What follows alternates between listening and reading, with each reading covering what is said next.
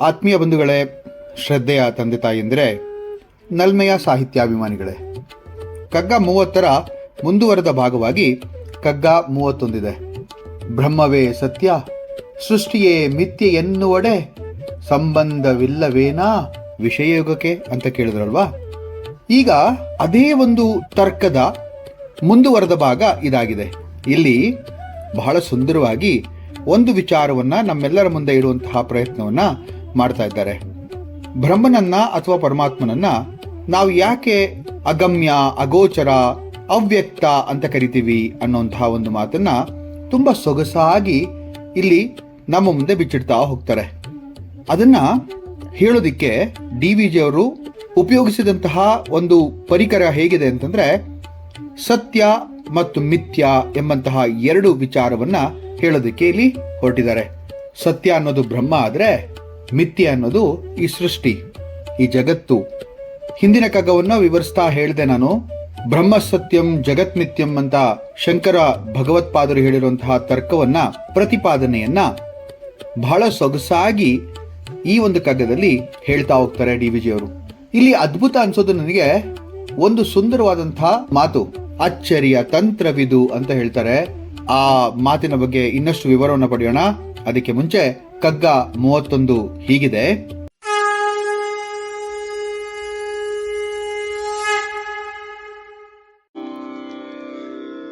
ಬಚ್ಚಿಟ್ಟುಕೊಂಡಿಹುದೆ ಸತ್ಯ ಮಿಥ್ಯೆಯ ಹಿಂದೆ, ನಚ್ಚುವುದೇ ಮರೆಯೊಳಿಹುದನೆ ಸತ್ಯವೆಂದು. ಅಚ್ಚರಿಯ ತಂತ್ರವಿದು ಬ್ರಹ್ಮ ಸೃಷ್ಟಿಗಳೇಕೋ, ಮುಚ್ಚಿಹವು ಸಾಜತೆಯ ಮಂಕುತಿಮ್ಮ ಮಂಕುತಿಮ್ಮ. ಸತ್ಯ ಮತ್ತು ಮಿಥ್ಯೆಯ ವಿಚಾರವಾಗಿ ತಿಳಿಸುವಂತಹ ಕಗ್ಗ ಅಂತ ಹೇಳಿದೆ. ಇಲ್ಲಿ ಮಾನ್ಯ DVG ಅವರು ಸತ್ಯ ಸುಳ್ಳಿನ ಹಿಂದೆ ಬಚ್ಚಿಟ್ಕೊಂಡಿದ್ದೀಯೇನೋ, ಈ ಮರೆಯಾಗಿರುವುದನ್ನೇ ನಾವು ಸತ್ಯ ಅಂತ ನಂಬ್ತಾ ಇದ್ದೀವೇನೋ. ಯಾಕೆಂತಂದ್ರೆ ಹಿಂದಿನ ಕಗ್ಗದಲ್ಲಿ ಅವ್ರು ಹೇಳಿದ್ರು ಬ್ರಹ್ಮ ಸತ್ಯ ಅಂತ ಹೇಳಿದ್ರು, ಬ್ರಹ್ಮವೇ ಸತ್ಯ ಅಂತ ಹೇಳಿದ್ರು. ಇಲ್ಲಿ ಬಚ್ಚಿಟ್ಟುಕೊಂಡಿರುವುದು ಸತ್ಯ ಆದ್ರೆ ಅದು ಮಿಥ್ಯೆ ಹಿಂದೆ ಬಚ್ಚಿಟ್ಕೊಂಡಿದೆ ಅನ್ನೋದಾದ್ರೆ, ಈ ಜಗತ್ತು ಅನ್ನುವಂತಹ ಕಣ್ಣಿಗೆ ಕಾಣುವಂತಹ ಒಂದು ವಸ್ತುವಿನ ಹಿಂದೆ ಆ ಶ್ರೇಷ್ಠನಾದಂತಹ ಪರಮಾತ್ಮ ಬಚ್ಚಿಟ್ಕೊಂಡಿದ್ದಾನೆಯೇ ಹಾಗಾದ್ರೆ ಅಂತ ಕೇಳ್ತಾ ಇದ್ದಾರೆ. ಒಂದು ಆಶ್ಚರ್ಯಕರವಾದ ಉಪಾಯವಿದ್ದ ಹಾಗೆ ಕಾಣುತ್ತೆ ಇದು. ಈ ಬ್ರಹ್ಮ ಸೃಷ್ಟಿ ಸಹಜತೆಯನ್ನ ಮರೆಮಾಚಿ ಒಂದು ಮುಸುಕನ್ನ ಹಾಕೊಂಡಂಗೆ ಕಾಣುತ್ತೆ.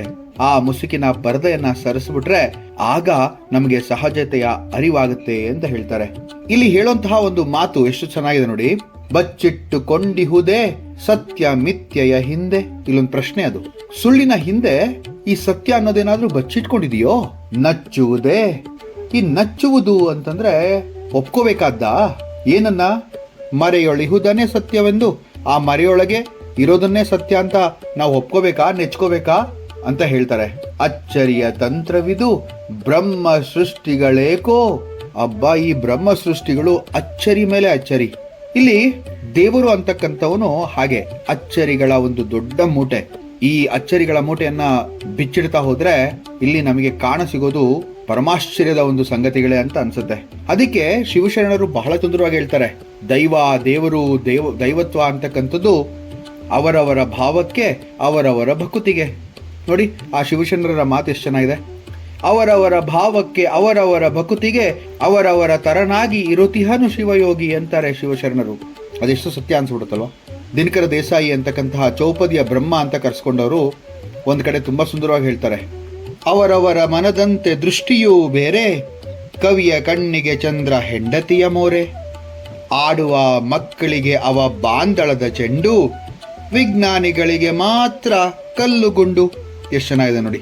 ಹಾಗೆ ದೇವರು ಕೂಡ ಅಷ್ಟೇ. ಇಲ್ಲಿ ನನಗೆ ಕನಕದಾಸರ ಒಂದು ಕತೆ ಜ್ಞಾಪಕ ಬರ್ತಾ ಇದೆ.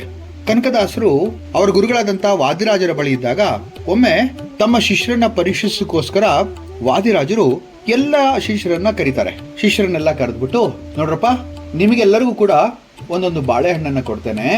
ಈ ಬಾಳೆಹಣ್ಣನ್ನ ನೀವು ಯಾರಿಗೂ ಕಾಣದಂತೆ ತಿನ್ಬೇಕು ಅಂತ ಹೇಳ್ತಾರೆ.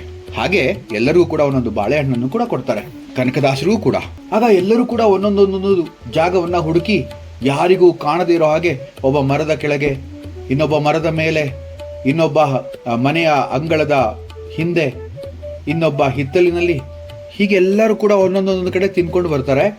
ಆಗ ವಾದಿರಾಜರು ಎಲ್ಲರನ್ನ ಕರೆದು, ನಾನು ಹೇಳಿದ್ನಲ್ಲಪ್ಪ ಯಾರಿಗೂ ಕಾಣದಿರೋ ಹಾಗೆ ಬಾಳೆಹಣ್ಣನ್ನ ತಿಂದ್ರೋ ಅಂತ ಕೇಳಿದಾಗ ಎಲ್ಲರೂ ಹಾ ಹಾ ಹಾ ತಿಂದ್ವಿ ಗುರುಗಳೇ ತಿಂದ್ವಿ ಅಂತ ಹೇಳ್ತಾರೆ. ಯಾರಿಗೂ ಕಾಣಲಿಲ್ಲ ತಾನೇ ಅಂದಾಗ ಯಾರಿಗೂ ಕಾಣಲಿಲ್ಲ ಗುರುಗಳೇ, ನಾವು ತಿಂದ್ಬಿಟ್ವಿ ಯಾರಿಗೂ ಕಾಣದೇ ಇರೋ ಹಾಗೆ ಅಂತ ಹೇಳ್ತಾರೆ. ಆದರೆ ಕನಕದಾಸರ ಕೈಯಲ್ಲಿ ಬಾಳೆಹಣ್ಣು ಹಾಗೆ ಇದ್ದುದನ್ನು ಕಂಡು ವಾದಿರಾಜರು ಕೇಳ್ತಾರೆ, ಯಾಕಪ್ಪ ಕನಕ ನೀನು ತಿಂದಿಲ್ವಲ್ಲ ಅಂದಾಗ, ಏನು ಮಾಡೋದು ಗುರುಗಳೇ, ಆ ದೇವರು ಇಲ್ಲದೆ ಇರೋಂತಹ ಜಾಗವೇ ಇಲ್ಲ, ಎಲ್ಲೋ ಹೋದ್ರೂ ಕೂಡ ನನಗೆ ಆ ಪರಮಾತ್ಮ ಕಾಣ್ತಾ ಇದ್ದ, ಹಾಗಾಗಿ ನನಗೆ ಈ ಬಾಳೆಹಣ್ಣನ್ನು ತಿನ್ನಕ್ಕಾಗಲಿಲ್ಲ ಅಂತ ಹೇಳ್ತಾರೆ. ಆಗ ವಾದಿರಾಜರು ಮುಗುಳ್ನ ಕೇಳ್ತಾರೆ, ನೀನೇ ಕಣಯ್ಯ ಪರಮಶಿಷ್ಯ ಅಂತಂದ್ರೆ. ಆ ದೇವರ ಒಂದು ಸಾಂಗತ್ಯವನ್ನ, ದೇವರ ಇರುವಿಕೆಯನ್ನ ತಿಳ್ಕೊಂಡಂತಹ ಮಹಾಮಹಿಮ ನೀನು ಅಂತ ಹೇಳಿ ಹೊಗಳ್ತಾರೆ. ನೋಡಿ, ನಮಗೆ ಗಾಳಿ ಕಾಣದೇ ಇದ್ರೂ ಕೂಡ ಅದು ನಮ್ಮ ಜೀವನದ ಆಸರೆ ಅಲ್ವೇ? ಅಲ್ಲಿ ನಾವು ಭಗವಂತನನ್ನ ಕಾಣ್ಬೋದಲ್ವಾ? ಪ್ರೀತಿ ಪ್ರೇಮ ಕಾಣದೇ ಇದ್ರೂ ಕೂಡ ಅದು ಅನುಭವ ಜನಿತವಾಗಿರೋದ್ರಿಂದ ಅಲ್ಲೂ ಕೂಡ ಭಗವಂತ ಇರ್ತಾನೆ. ಕಣ್ಣಿಗೆ ಕಾಣದೇ ಇದ್ರೂ ಕೂಡ ಪರಮಪುರುಷನ ಶಕ್ತಿಯ ಅನುಭವ ಭಾಸ ಆಗದೆ ಇರೋಲ್ಲ. ನೋಡಿ, ಬೇಸಿಗೆಯಿಂದ ತಪಿಸಿ ಸುಡುವಂತಹ ದಿವಸದಲ್ಲಿ ಬೀಸುವ ಕ್ಷಣ ಮಾತ್ರದ ತಂಗಾಳಿ ಎಷ್ಟು ಆಹ್ಲಾದಕರ. ಅವನೇ ತಾನೇ ಪರಮಾತ್ಮ. ಕಷ್ಟದಲ್ಲಿರುವಾಗ ಕಾಣದ ಕೈಯೊಂದು ಎಲ್ಲಿಂದಲೋ ಬಂದು ನಮ್ಮ ಕಷ್ಟಗಳನ್ನ, ನಮ್ಮ ಒಂದು ದುಃಖ ದುಮ್ಮಾನಗಳನ್ನ ಪಾರು ಮಾಡುತ್ತಲ್ವಾ, ಅದೇ ತಾನೇ ದೈವದ ಲಕ್ಷಣ. ರೋಗಿಗೆ ವೈದ್ಯ, ಪ್ರಯಾಣಿಕರಿಗೆ ವಾಹನ ಚಾಲಕ, ಹೀಗೆ ಅಗೋಚರ ಹಾಗೂ ಅವ್ಯಕ್ತ ಭಾವವೇ ದೈವದ ಒಂದು ಸಂಕೇತ ಅಂತ ಹೇಳಿದ್ರೆ ತಪ್ಪಾಗಲ್ಲ. ಎಷ್ಟು ಸುಂದರವಾದಂತಹ ಕಗ್ಗ ಈ ಕಗ್ಗ ಆಗಿದೆ ನೋಡಿ. ಬಚ್ಚಿಟ್ಟುಕೊಂಡಿಹುದೆ ಸತ್ಯ ಮಿಥ್ಯೆಯ ಹಿಂದೆ, ನಚ್ಚುವುದೇ ಮರೆಯೊಳಿಹುದನೇ ಸತ್ಯವೆಂದು, ಅಚ್ಚರಿಯ ತಂತ್ರವಿದು ಬ್ರಹ್ಮ ಸೃಷ್ಟಿಗಳೇಕೋ, ಮುಚ್ಚಿಹವು ಸಾಜತೆಯ ಮಂಕುತಿಮ್ಮ. ಮುಂದಿನ ಕಗ್ಗದೊಂದಿಗೆ ಮತ್ತೆ ಭೇಟಿಯಾಗ್ತೇನೆ. ನಮಸ್ಕಾರ.